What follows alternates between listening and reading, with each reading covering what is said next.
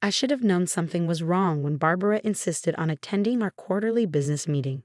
In 15 years of running Matthews Tech Solutions, my mother-in-law had never shown interest in the company's operations, unless it involved criticizing my role in its success. "Just be professional," my husband David urged as we walked into the conference room. "Mom's probably here to support the family business." His eternal optimism would have been endearing if it hadn't been so misplaced. I'd spent enough time around Barbara Matthews to recognize the predatory gleam in her eyes. The conference room was packed with our biggest clients and key stakeholders. I had spent months negotiating these contracts, building relationships that would take our company to the next level. Barbara sat at the head of the table, elegant in her designer suit, wearing that infamous emerald necklace. The one she loved to remind me was meant for a proper Matthews wife.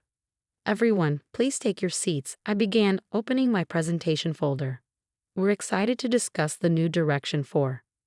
Actually, Barbara's voice cut through the room like a knife. "I have an announcement to make first." David shifted uncomfortably beside me. This wasn't part of the agenda. As the Matthews family matriarch and majority shareholder, Barbara continued, each word carefully chosen, "I feel it's time to address some concerns about the company's leadership." My stomach dropped. Majority shareholder? That wasn't possible. David and I owned the company equally, or so I thought. "My son built this company from nothing," Barbara declared, shooting me a triumphant look. "While others may try to take credit, it's time everyone knew the truth about Matthews Tech Solutions." I watched in horror as she distributed folders to everyone in the room. "Inside, you'll find documentation showing that all patents and intellectual property belong solely to David Matthews. Any contracts signed without his explicit approval are null and void." The room erupted in confused murmurs. Our biggest clients, partnerships I cultivated for years, began flipping through the documents with concerned expressions. "Mom," David started, but his voice lacked conviction. "This isn't." Furthermore, Barbara spoke over him. "As of this morning, I've initiated a review of all recent contracts. Those signed by Sarah Matthews are suspended pending investigation." The room spun. Years of work, millions in contracts, all hanging by a thread because my mother-in-law couldn't accept that her precious son's success might be partly due to his wife. Mrs. Matthews, our largest client, Mr. Henderson, spoke up. "We've been working with Sarah for years. She's been instrumental in..." "And we appreciate your loyalty," Barbara interrupted smoothly. "But as the true patent holder, David will be handling all contracts moving forward." I looked at my husband, silently pleading for him to speak up. He sat frozen, wearing that same conflicted expression he'd had for 15 years whenever his mother overstepped. But this time was different. This wasn't about family dinner seating arrangements or holiday plans. This was my life's work. "Actually, Barbara," I heard myself say, my voice steadier than I felt, "I think there's something everyone needs to see." I opened my laptop, hands shaking slightly as I entered my password. Barbara's smile never wavered, but I caught the flicker of uncertainty in her eyes. "Sarah," David whispered, "maybe we should discuss this privately." "No," I cut him off. "I've stayed quiet for 15 years. I've watched your mother undermine me, belittle me, and try to erase my contributions. But not today." I connected my laptop to the projector, and the screen filled with a document I'd hoped never to need. The original patent applications for our core technology, dated 3 years before I even met David. "What is this?" Barbara demanded, her composure cracking. "Patent number 789,321. I explained, my voice growing stronger. "Filed by Sarah Chen, MIT graduate student, 2008. The foundation of what would become Matthews Tech Solutions." The room fell silent. I clicked through more documents, my original research papers, prototype designs, early investor meetings, all predating my relationship with David. "That's impossible," Barbara sputtered. "David developed it." "David improved the original design," I acknowledged. "We became partners in every sense. But these patents? They're mine. They always have been." Mr. Henderson leaned forward, studying the documents with newfound interest. "These are legitimate USP2 filings." "I met David at a tech conference where I was presenting this technology," I continued. "We fell in love, merged our talents, and built this company together. I took his name, but I never gave up my intellectual property." Barbara's face had gone from red to white. David, she turned to her son. Tell them this isn't true. For the first time in our marriage, I watched my husband straighten his spine and face his mother directly. It's all true, Mom. Sarah's brilliance is what drew me to her in the first place. I've just been too cowardly to admit how much you've hurt us, with your constant interference. But the shareholding documents, Barbara clutched her folder like a shield, are fake. I finished for her. Just like the emeralds in that necklace you love so much. The gasp that went through the room was almost satisfying. Almost. Now, I said, gathering my strength, shall we continue with the real business meeting? I believe we were about to discuss the expansion plans I've developed for Q4. Mr. Henderson smiled, closing Barbara's folder and pushing it aside. Please proceed, Mrs. Matthews, the real Mrs. Matthews. As I began my presentation, Barbara slumped in her chair, her carefully constructed reality crumbling around her. David reached under the table and squeezed my hand, a small gesture that carried 15 years of apology. But this wasn't the end. As I caught Barbara's calculating gaze, I knew the real battle was just beginning. She might have lost this round, but a woman who would forge documents and sabotage her own family's business wouldn't give up easily. What she didn't know was that I had more revelations tucked away, secrets that would make these patent documents look like child's play. After all, you don't survive 15 years of corporate warfare without keeping a few aces up your sleeve. Let Barbara plot her next move. I had stopped playing defense.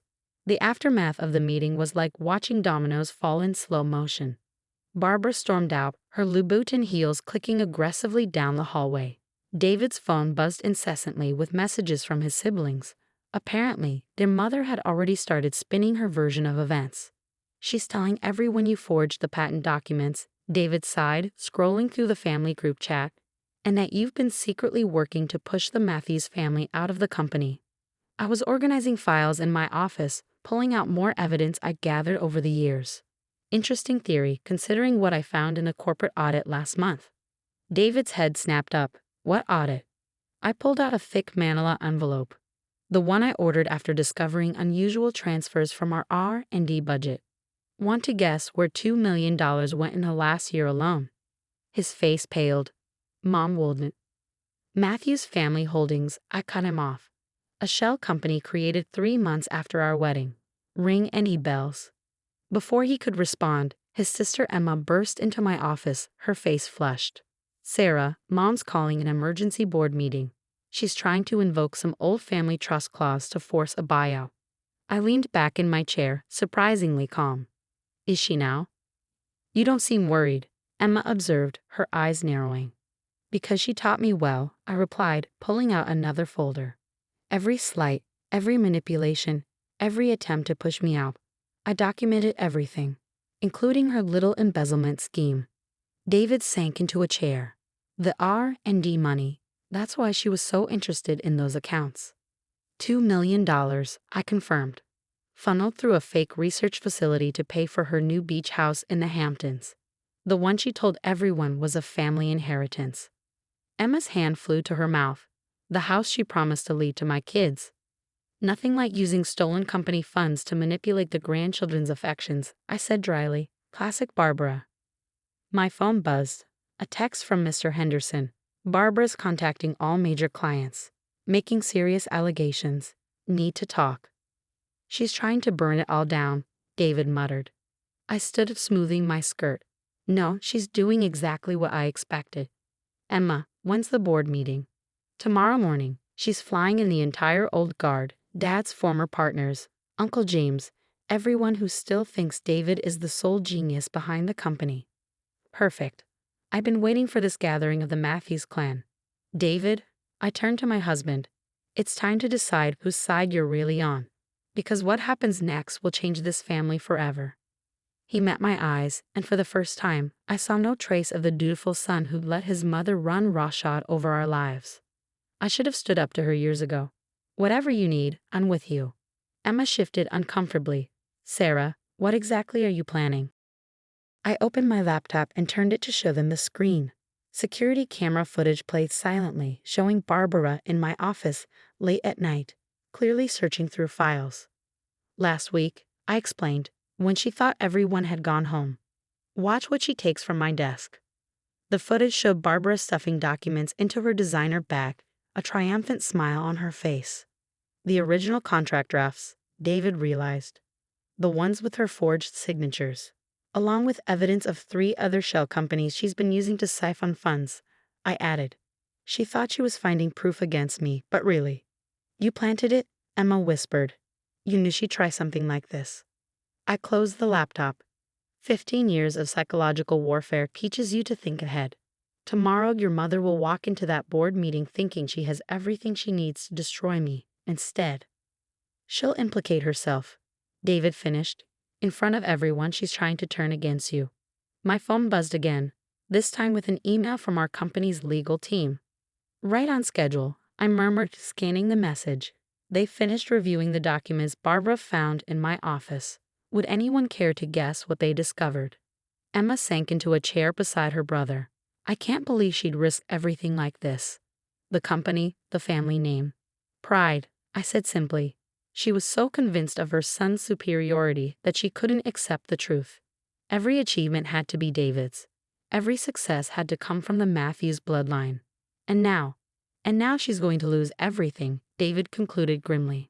I gathered my files, preparing for the next day's showdown. Not everything. She'll still have her family, if she can finally learn to accept that the Matthews name isn't what makes this company great. It's the people who built it, regardless of their last name. As Emma and David left my office, I stayed behind, staring at the family photo on my wall. It was taken at our wedding, before Barbara realized I wouldn't be the compliant daughter-in-law she'd hoped for. Everyone was smiling, genuine joy captured in a single moment. Tomorrow would change everything. The question was, could the Matthews family survive the truth about their matriarch? And more importantly, was I ready for the consequences of finally bringing Barbara Matthews to her knees? My phone lit up with a message from an unknown number. A photo appeared, my original patent documents spread across what I recognized as Barbara's antique desk. The text read, "Did you really think you were the only one preparing for war?" I smiled, screenshotted the message, and added it to my evidence file. Even now, Barbara couldn't resist showing her hand. The real question wasn't whether I was ready for tomorrow. It was whether Barbara Matthews was ready to learn that she wasn't the only one who knew how to play the long game. Let the board meeting begin. The Matthews Industries boardroom was a testament to old money, dark mahogany walls, leather chairs, and portraits of past company leaders. All men, all Matthews, all watching as Barbara made her grand entrance at 9 a.m. sharp.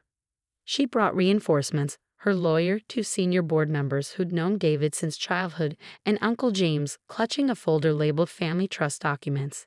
The cavalry had arrived.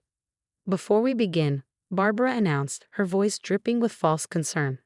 I want to acknowledge how difficult this must be for everyone. Finding out that someone you trusted has been deceiving the family.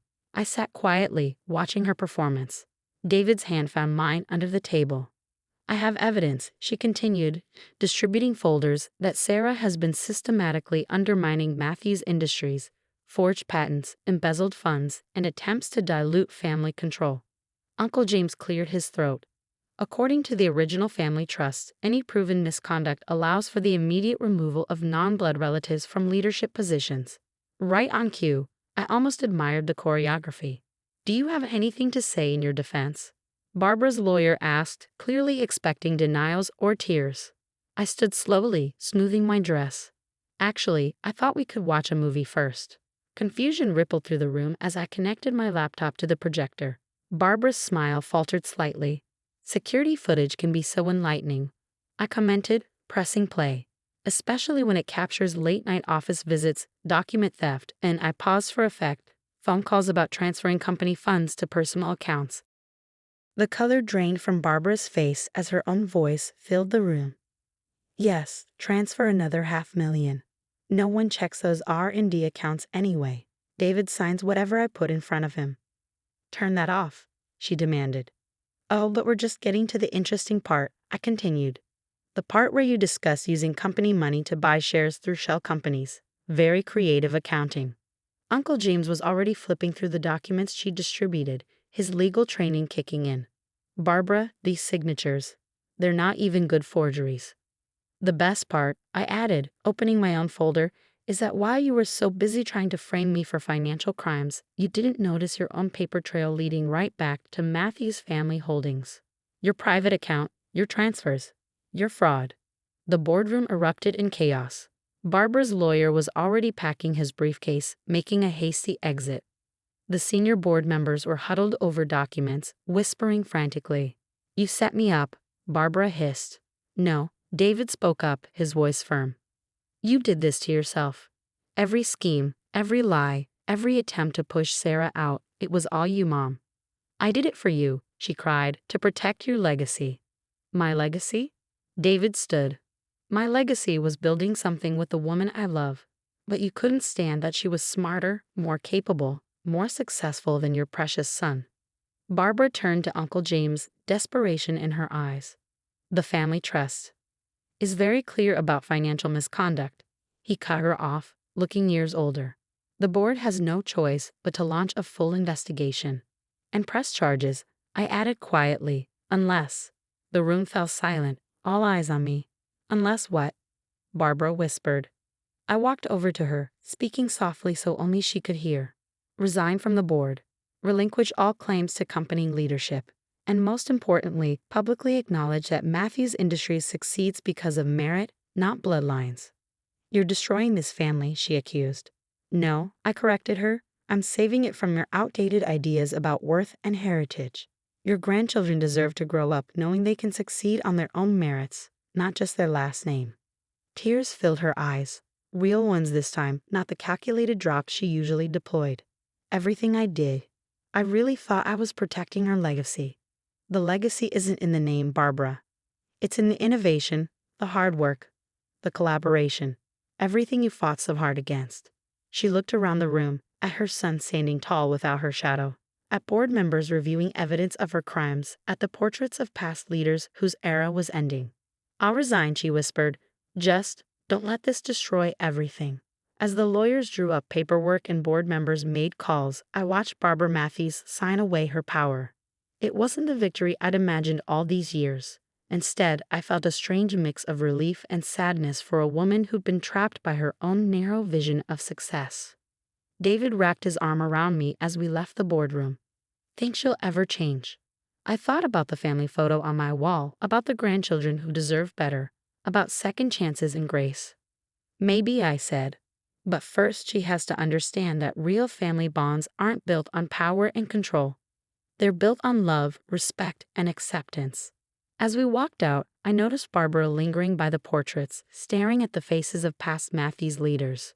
Tomorrow, these walls would feature new photos of innovators and leaders chosen for their brilliance, not their bloodline. Sometimes winning isn't about destroying your opponent.